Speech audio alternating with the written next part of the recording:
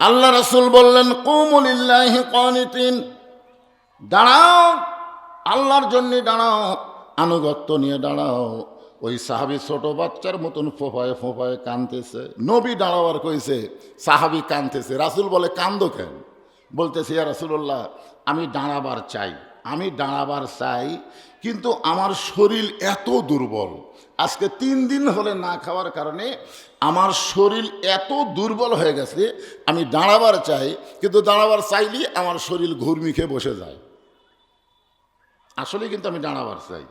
সাহাবী বললেন, হুজুর, হযরত বেলাল যখন আজান দিয়েছে, আজান শোনার পরে আমি হামাগুড়ি দিয়ে হেঁটে হেঁটে না, হামাগুড়ি দিয়ে মসজিদের বারান্দা পর্যন্ত আইছি।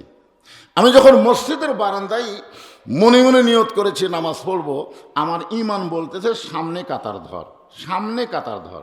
আমি তখন ঈমানের বলে বলিয়ান হয়ে ওই হামাগুড়ি দিয়ে সামনে কাতারে এসে বসে গেছি। কারণ আপনি কইছেন সামনে কাতারের সওয়াব কি বেশি না কম? বেশি।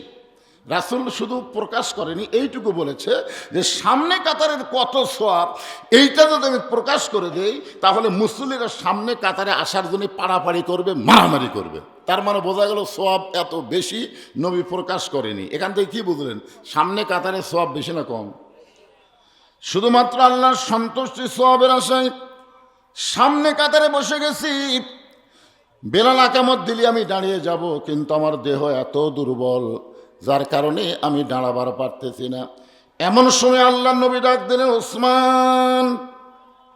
নবী ডাক দিলেন ওসমান। নবীর সাহাবীদের মধ্যে ওসমান এমন একজন সাহাবী, আপনারা ওসমান সম্পর্কে জানেন, যিনি কিন্তু আল্লাহ রাসূলের ডবল জামাই। ধরে এখন কি জামাই? রাসূলের পরপর 2টা মেয়েকে বিয়ে করছে, একসঙ্গে না, পরপর। প্রথম বিয়ে করেছিলেন রোকেয়াকে। রাসূলের একটা মেয়ের নাম হলো রোকেয়া। রাসূলের একটা মেয়ের নাম কি? রোকেয়া। যখন মারা যায় তখন আরেকটা মেয়েকে বিয়ে করেছিল, যার নাম হলো কুলসুমা। এই জন্যে ওসমানকে বলা হয় জিন নুরাইন, 2টা নূরের অধিকারী। জোরে কোন সুবহানাল্লাহ। যারা হজ করেছেন তারা সকলেই জানেন, জান্নাতুল বাকি রাসূলের রওজার পাশে সবচাইতে বড় গোরস্থান। ওই গোরস্থানের প্রথমেই যে কবর, সেই কবরটা হলো ওসমান গনির কবর। জোরে কোন সুবহানাল্লাহ। আল্লাহ রাসূল ডাক দিলেন ওসমান। সঙ্গে সঙ্গে ওসমান বলে, লব্বাইক ইয়া রাসূলুল্লাহ।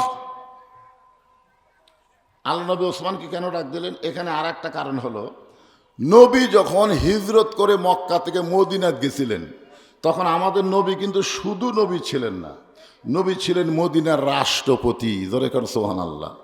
এখন আমরা অনেকে রাষ্ট্রের কথা বললে, রাজনীতির কথা বললে 2-1জন বলে, হুজুর ওয়াজ করবেন হুজুর, কিন্তু রাজনীতি দান করেন না। এ কথা কিন্তু আমাকে কানে কানে কয়, হুজুর ওয়াজ করেন হুজুর, কিন্তু রাজনীতি দান করেন না।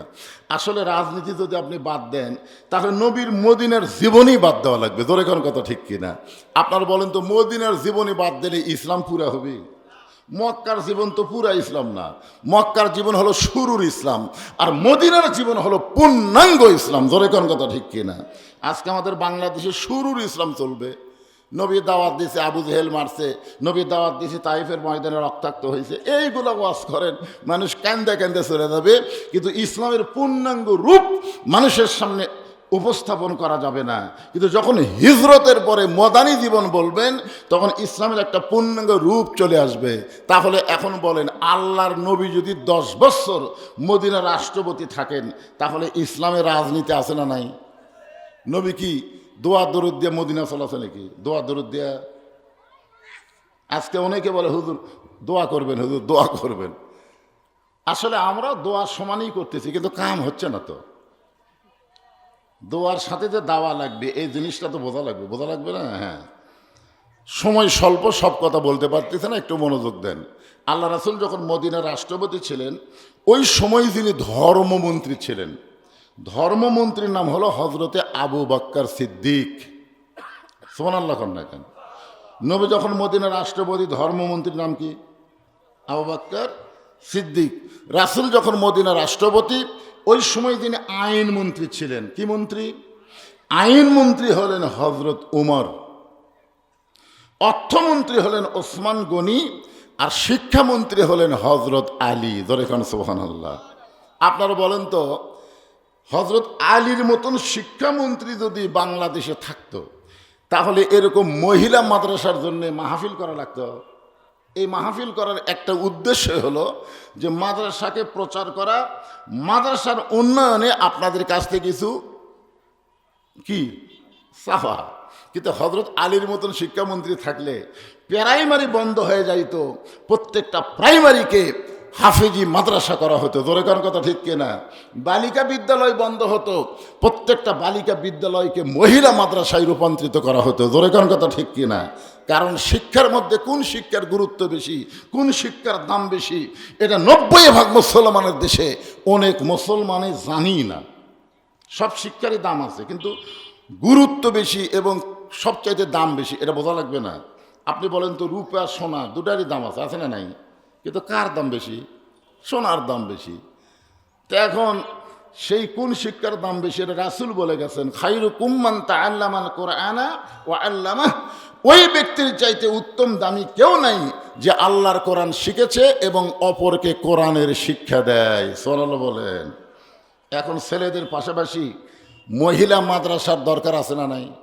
এই যে এখানে আজকে 5 জন মেয়ে 30 পারা কোরআনের হাফেজা, 5 জন মেয়ে 30 পারা কোরআনের হাফেজা হয়ে গেছে, তাদেরকে আজকে সনদ সহ বোরকা দেওয়া হবে। এবং 2 জন মেয়ে আলেমা হয়েছে। সুবহানাল্লাহ বলেন। কারণ আজকে মেয়েরা যদি হাফেজা হয়, আলেমা হয়, ওই মেয়েগুলো যখন কোনো পরিবারে যাবে, ওই পরিবার শুধু পরিবার থাকবে না, দুনিয়াবি একটা জান্নাতের ঘর হবে। জোরে কোন কথা ঠিক কিনা? হ্যাঁ। তাহলে ধর্মমন্ত্রী কে ছিলেন? আরেকবার শোনার জন্য বলতেছি, ধর্মমন্ত্রী কে ছিলেন? আবু বক্কর। আবার উল্টা কনকে? হ্যাঁ, শিক্ষামন্ত্রী। এগুলো খেয়াল করেন তো, আমাদের বাংলাদেশেও তো উপদেষ্টা, এখন তার মন্ত্রী নাই, এখন উপদেষ্টা আছে, আছে না নাই? তো ধর্মমন্ত্রী যে আবু বক্কর ছিলেন, আপনারা বলেন তো আবু বক্করের মধ্যে ধর্ম কেমন ছিল? এমনি এমনি মন্ত্রী না, আসলেই ধার্মিক ছিলেন? কেমন ধার্মিক ছিলেন? যদি এরকম প্রশ্ন করেন হযরত আবু বকর ধর্মমন্ত্রী হলেন, তিনি কেমন ধার্মিক ছিলেন? আল্লাহর নবী বলেছেন, আমার আবু বকরকে আল্লাহ তাআলা আরশ থেকে সালাম দেয়। মাইকের সাউন্ড এরকম চঞ্চল করলে তো ওয়াজ করা যাবে না রে ভাই। সাউন্ড একটু সাইজ করো, চঞ্চল করলে কেমন লাগে? আমার কথা কি আপনার বুঝতে পারতেছেন? সাউন্ড মনে হয় কানত খালি বাড়ি মারতেছে, একটু সাউন্ড সাইজ করো। তিনি কেমন ধর্মমন্ত্রী ছিলেন যে স্বয়ং আল্লাহ তাআলা আবু বকরকে সালাম দেয়? সুবহানাল্লাহ। যখন আল্লাহ তাআলা কার মাধ্যমে সালাম দেবে? আল্লাহ তো সরাসরি সালাম দেয়নি, জিবরাইলের মাধ্যমে আবু বকরকে সালাম দিছে। কিন্তু এই সালামটা জিবরাইল আবার সরাসরি আবু বকরের কাছেও দিবার পারতেছে না, কারণ নবী ছাড়া জিবরাইল তো অন্য কারো কাছে যাবার পারতেছে না, বুঝলেন? তো আমাদের নবীর কাছে এসে বলতেছে, ইয়া রাসূলুল্লাহ, আল্লাহ তাআলা আবু বকরকে সালাম দিছে। তখন নবী বলতেছেন, জিবরাইল, আল্লাহ আমাকে সালাম দেয় কারণ আমার সঙ্গে তোমার দেখা হয়, আল্লাহর সালাম তুমি আমাকে দিবার পারো। কিন্তু আবু বকরকে আল্লাহ সালাম দিল। আবু বকর এমন কি আমল করে যে আমল করার কারণে আরশের আল্লাহ সালাম দেয়? জিবরাইল বললেন, ইয়া রাসূলুল্লাহ, কোন আমলের কারণে আল্লাহ আবু বকরকে সালাম দিছে এটা আমি জানি না। নবী বলতেছে, আমিও তো জানি না। জিবরাইল বললেন, আপনিও জানেন না, আমিও জানি না, তাহলে আল্লাহ যে সালাম দিল এটা জানবার চালে আপনাকে তদন্ত করা লাগবে। ধরে কেন কি করা লাগবে? দুনিয়ার সমস্ত মানুষ যখন ঘুমায় গেছে, এমন সময় আল্লাহ নবী তদন্ত করতে গেছে কোন আমলের কারণে আল্লাহ আবু বকরকে সালাম দেয়। তদন্ত করতে গিয়ে দেখে আবু বকরের ঘরের ভিতর থেকে কান্নার একটা শব্দ আসতেছে, কান্নার একটা আওয়াজ আসতেছে। নবী চিন্তায় পড়ে গেলেন, যেই মানুষটা জান্নাতের 1 নম্বর সার্টিফিকেট পাওয়া, আর সেই মানুষটা সবাই যখন ঘুমায় এমন সময় কান্দে, এমন সময় কান্দে, আসলে কান্নার রহস্য কি? রাসূল কিছুই বললেন না। এটুকু তদন্ত করে নবী চলে গেলেন মসজিদে। ফজরের নামাজের পরে আল্লাহ নবী সালাম ফিরালেন। সালাম ফিরে আবু বকরকে দেখলেন সামনেই নামাজ পড়তেছে। আল্লাহ রাসূল বললেন, আবু বকর, তোমার সঙ্গে আমার গোপন কিছু গল্প আছে। রাসূল যেই বলেছেন, আবু বকর তোমার সঙ্গে গোপন কিছু গল্প আছে, সঙ্গে সঙ্গে প্রত্যেকটা সাহাবী মসজিদ থেকে বের হয়ে যায়। প্রত্যেকটা সাহাবী মসজিদ থেকে বের হয়ে যাওয়ার কারণ হলো, নবী যখন গোপন গল্প করবে সেখানে আমাদের থাকা যাবে? আজকে যদি বাংলাদেশে কোনো ইমাম বলে, মুয়াজ্জিন সাহেব আপনার সাথে আমার গোপন কিছু গল্প আছে, আপনারা বলেন তো মুসল্লিরা বের হয়ে যাবে? মুসলির বলবে, হুজুর তাহলে আপনি মুয়াজ্জিনকে নিয়ে বেড়াতেন, আপনার কি গোপন গল্প আছে মুয়াজ্জিনের সাথে করেন। কারণ আগেকার যুগে ইমামকে মানুষ সম্মান করত, আর বর্তমান যুগে ইমামকে মানুষ কর্মচারী মনে করে। কথা কন না কেন ভাইজান? হ্যাঁ, যেই মাত্র বলেছে আবু বকর তোমার সঙ্গে আমার গোপন কিছু গল্প আছে, সঙ্গে সঙ্গে প্রত্যেকটা সাহাবী মসজিদ নববী থেকে বের হয়ে যায়। এমন সময় রাসূল বলে, আবু বকর গোপন গল্প হয়েছে, আরশের আল্লাহ তাআলা তোমাকে সালাম দেয়। কোন আমলের কারণে? আজকে আমলটা আমার কাছে বড় লাগবে। আবু বকর বলে, রাসূলুল্লাহ কোন আমলের কারণে আল্লাহ আমারে সালাম দেয় আমি নিজেও জানি না। রাসূল বলেন, আমিও জানতাম না, জিবরাইলও জানে না, তুমিও জানো না, কিন্তু তদন্তর পরে জানতে পারলাম। সবাই তখন ঘুমাই, তুমি তখন কান্দো কেন? তোমার কান্নার রহস্য কি? এই দুনিয়াতে 10 জনকে আল্লাহ জান্নাতের সার্টিফিকেট দান করেছে, জোরে কোন সুবহানাল্লাহ। সমস্ত সাহাবীরাই জান্নাতি। আপনারা খালি মনে করেন না নবীর 10 জন সাহাবী জান্নাতি, তা কিন্তু না। 10 জনকে আল্লাহ সার্টিফিকেট দিয়েছে।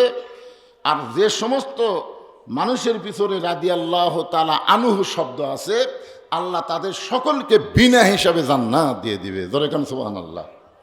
আল্লাহ কোরআনে বলেন, রাদিয়াল্লাহু আনহুম ওয়ারাদু আন যালিকা লিমান খাশিয়া রাব্বাহ। জোরে বলেন সুবহানাল্লাহ।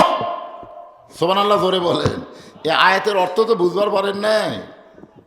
যাদের পিছনে রাদিয়াল্লাহু, এখন আবার এটা শুরু করলাম, যাদের পিছনে রাদিয়াল্লাহু তাআলা আনহু শব্দ আছে, আল্লাহ তাদের সকলকে বিনা হিসাবে জান্নাত দিয়ে দিবে, বলেন সুবহানাল্লাহ। কিন্তু 10 জনের নাম এখানে বলে দিছে। 10 জন পরে আর সবাই কি? এই 10 জনের মধ্যে কিন্তু, এই 10 জনের মধ্যে কি খাতিদার নাম আছে? কথা কয় না। এই 10 জনের মধ্যে কি হযরত বেলালের নাম আছে? আর নবী যখন মেরাজে গেছিল, জান্নাতে ঢোকার সময় দেখে নবীর সামনে কে যেন শব্দ করে, জুতার পায়ের শব্দ শোনা যায়, জুতার শব্দ। জিবরাইল, আমি জান্নাত দেখার জন্য ঢুকলাম, আমার আগে কে যায়? বলে, হুজরত আপনার সাহাবী হযরত বেলাল যায়।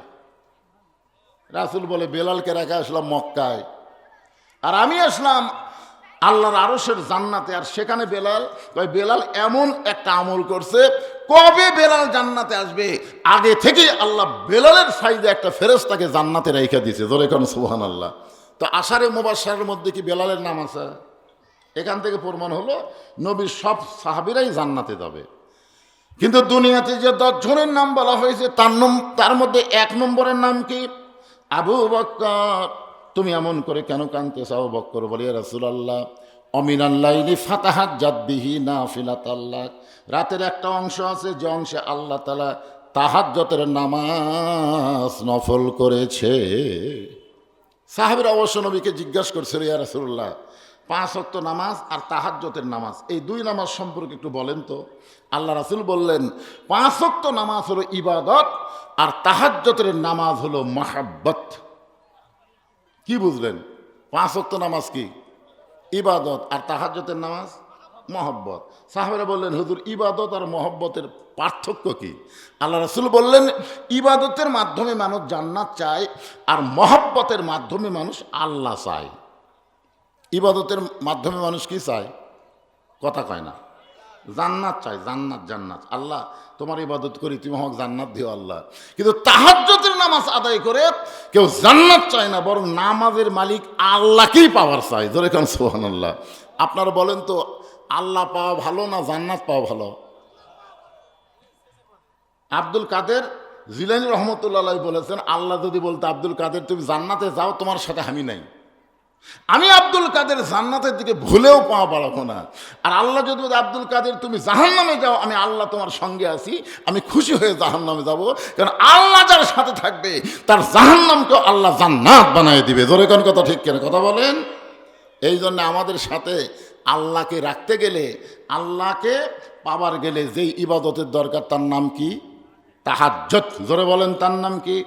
আবু বকর বলে, রাসূলুল্লাহ তাহাজ্জুদের নামাজ পড়ে আমি একটুখানি মোরাকাবা মোরাকাব শব্দের অর্থ হলো শুধু নামাজ পড়লে হবে না, নামাজের ভিতরে ঢুকতে হবে।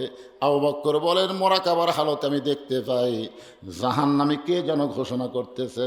আজকে সবাই হাসরের ময়দানে কে যেন ঘোষণা করতেছে আজকে সবাই জান্নাতে যাবে, শুধু একজন ব্যক্তিকে জাহান্নাম দেওয়া হবে। আমার এত বড় ভয়, ওই একজন ব্যক্তি যদি অধম আবু বকর হয়। সুবহানাল্লাহ। কে যেন বলতেছে আজকে হাসরের ময়দানে সবাইকে জান্নাত দেওয়া হবে, খালি জাহান্নাম দেওয়া হবে কয়জনকে? আবু বকর বলে, আমার এত বড় ভয়, ওই একজন ব্যক্তি যদি আবু বকর হয়। সঙ্গে সঙ্গে রাসূল বললেন, আবু বকর, আল্লাহর ভয়, ইন্না আকরামাকুম ইনদাল্লাহি আতকাকুম, যে ব্যক্তি আল্লাহর সবচেয়ে বেশি ভয় করে আরশের আল্লাহ শুধুমাত্র তাকেই সালাম দেয়। সালামুন আলাইকুম তিবতুম ফাদখুলুহা খালিদিন। এখন আপনারা বলেন তো, ধর্মমন্ত্রীর মধ্যে আবু বকরের মধ্যে ধর্ম কম না বেশি? আইনমন্ত্রী হিসাবে হযরত উমর কেমন? কারণ আমি এত বেশি উমরের ওয়াজ করি, মানে আমার ওয়াজের মধ্যে উমর থাকবেই। তো আজকে আর উমরের ওয়াজ আমি করতেছি না। আইনমন্ত্রী হিসেবে হযরত উমর কেমন ছিলেন এটা অবশ্যই আমার ওয়াজ শুনলে বুঝতেই পারবেন। আল্লাহ তাআলা উমরের শানে খুশি হয়ে কোরআনের 23টা আয়াত নাজিল করেছে। ধরে কোন সুবহানাল্লাহ। এখন আসেন যে ওসমানকে আল্লাহ রাসূল ডাক দিলেন। ওসমান ছিলেন অর্থমন্ত্রী। ধরে কোন কি মন্ত্রী? অর্থমন্ত্রী হিসাবে ওসমান গনি কেমন ছিলেন আপনারা জানেন? কেমন ছিলেন? একদিন আল্লাহ নবী ওসমানকে ডাক দিয়ে বলে, ওসমান, আল্লাহ তোমাকে কত সম্পদ দিছে, তুমি কি তার হিসাব দিবার পারবা? ওসমান গনি বলতেছি, ইয়া রাসূলুল্লাহ, যেদিন থেকে জাকাত ফরজ হয়ে গেছে। জোরে কোন কি ফরজ হয়েছে? জাকাত ফরজ হয়ে গেছে। জাকাত কিন্তু সবার জন্য ফরজ না। যাদেরকে আল্লাহ অতিরিক্ত সম্পদ দিছে তাদের উপরেই কিন্তু শুধুমাত্র জাকাত এবং হজ। জাকাত এবং হজ। জাকাত প্রত্যেক বছর, আর হজ জীবনে কয়বার? কথা কয় না, জীবনে কয়বার? বারবার না একবার? একবার। আমি চিন্তা করলাম যে হজ আল্লাহ সামর্থ্যবানের জন্য একবার কেন ফরজ করলেন? এমনও লোক আছে যারা প্রত্যেক বছর হজ করবার পারবে, পারবে কি পারবে না? কিন্তু আল্লাহ একবারের কথা কেন বললেন? এটা আমি প্রথম 11 সালে গিয়া কাবা ঘরের সামনে যেই মাত্র তাকালাম, খালি কাবা ঘর দেখা মাত্র আমার 2 চোখ দিয়ে এত পানি পড়লো, বুঝলেন, যে পানিতে আমার পাঞ্জাবি পর্যন্ত ভিজে গেল। আমার মনে হচ্ছে যেই কাবাকে সামনে নিয়ে একদিন নামাজ পড়ছি, আজকে সরাসরি সেই কাবাকে দেখতেছি। কাবা তাওয়াফ করলাম, চোখের পানি এক মুহূর্তের জন্য বন্ধ হয়নি। কিন্তু 12 সালে যখন আবার হজ করবার গেলাম, তখন কাবার দিকে তাকালাম ঠিকই, কিন্তু আমার চোখ দিয়ে পানি আসতেছে না। এই যে যারা বারবার হাজি লিয়া যায়, বিশ্বাস করেন এই শালা মুআল্লিমেরা হেরেমের মধ্যে নামাজে পড়ে না, জানেন? হেরেমের মধ্যে 1 রাকাত নামাজ পড়লে 1 লাখ রাকাত নামাজের সব। ধরে কোন ঠিক কিনা? চলেন ভাই হেরেমে দেখে, হুজুর আপনি আছেন, আপনি জানেন, আমরা প্রত্যেক বছর আসি। মানে বারবার যাওয়াতে যে আকর্ষণ ছিল প্রথম দেখা, সে আকর্ষণ আর থাকে না। এই জন্যে আল্লাহ বলেছে জীবনে করো কয়বার। এরপরে তোমার টাকা যদি বেশি হয় হজ করা লাগবে না। তোমার বাড়ির পাশেই খেয়াল করে দেখো মক্কা মদিনা আছে, আছে না নাই? অনেক গরিব আছে, তাদের মেয়েকে বিয়ে দিবার পারতেছে না। অনেক এতিম আছে যারা অভুক্ত থাকে, বারবার লক্ষ লক্ষ টাকা খরচ করে হজ করা লাগবে না। ওই টাকা একটা মাদ্রাসায় দাও, ওই টাকা এতিমদের দাও, ওই টাকা দিয়ে একটা বিধবা মেয়েকে বাসস্থান তৈরি করো, আল্লাহ তাআলা তোমাকে হজের চাইতেও বেশি সওয়াব দিয়া দিবে। এই জন্য আল্লাহ বলেছেন, ইন্নাল জান্নাতা তুশতাকু ইলা খামসাতি নাফারিন তালিয়াল কোরআন ওয়া হাফিজুল লিসান ও মুতিহিমুল জাইয়ান ও মুখসিল উরিয়ান ওমান সাল্লি আলা হাবিবির রহমান। ওসমান গনি বলতেছি, ইয়া রাসূলুল্লাহ, আল্লাহ আমাকে কত সম্পদ দিছে, সম্পদের হিসাব করা ঠিক না, কিন্তু জাকাত যে দেওয়া লাগবে, যারা জাকাত যাদের উপর ফরজ হয়েছে তাদের সম্পদের হিসাব করা লাগবেই। ধরে কোন কথা ঠিক কিনা? আপনার বলেন তো, হিসাব ছাড়া জাকাত দিলে হবে? শতকরা কয় টাকা? জোরে কোন কয় টাকা? হাত আন্দাজে দিয়ে দিলেন, হাত আন্দাজে। হাত আন্দাজে ভিক্ষা হবে, হাত আন্দাজে দান হবে, কিন্তু হাত আন্দাজে জাকাত হবে না। জাকাত দিবার গেলে হিসাব করে পাই টু পাই দেওয়া লাগবে। জোরে কোন কথা কন না কেন? এক সাহাবী এসে নবীর কাছে কাঁদতেছে, ইয়া রাসূলুল্লাহ, আমি বড় ক্ষুধার্ত অবস্থা আপনার কাছে আইছি, হুজুর যদি পারেন তাহলে আল্লাহর রাস্তায় আমাকে কিছু দান করেন। তা আল্লাহ রাসূল আস্তে করে এরকম পাঞ্জাবি তুললেন আস্তে করে। সাহাবী তাকায় দেখে নবী ক্ষুধার জ্বালায় পেটে পাথর বাঁধে রাখছে। সাহাবী কয়, হুজুর আমি তো আর কি অভাবে, আমার চাইতে আপনি তো বেশি, আমি আপনার কাছে কিছু সাহায্য চাই, আপনি আমাকে যা দেখালেন আপনার কাছে চাইই তো আমি ভুল করছি। এই বলে সাহাবী যখন যাবার চাই, নবী বললেন, আম্মা সাইলা ফালা তানহার, কেউ যদি কারো কাছে সাইল করে এভাবে যাওয়া ঠিক না, তুমি আমার কাছে আসো আসো। বলে, হুজুর আপনার কাছে না